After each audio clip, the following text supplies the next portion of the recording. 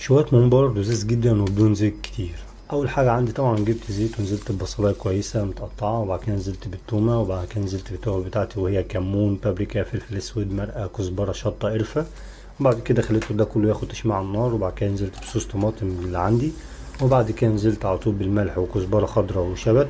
قلبت ده كله كويس جدا، وبعد كده نزلت كوبايتين من الرز، خليته يتشرب كويس معايا على مجهز الممبار بتاعي، مليته مية وبدأت اشوف الحتة المتقطعة فين، وبدأت ان انا اقطع منها. وعلى الطريقة القديمة بدأت أنا أحشيه وأبططه بالشكل دوت، مش عايز أملاه عشان خاطر ما يطرشقش معايا في المية.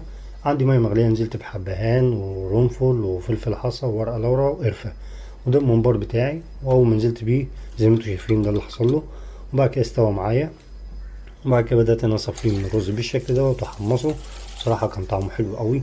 أتمنى الفيديو يعجبكم، وما تنسوش تقولوا رأيكم على الفيديو. أشوفكم في حلقة جديدة، والسلام عليكم ورحمة الله وبركاته.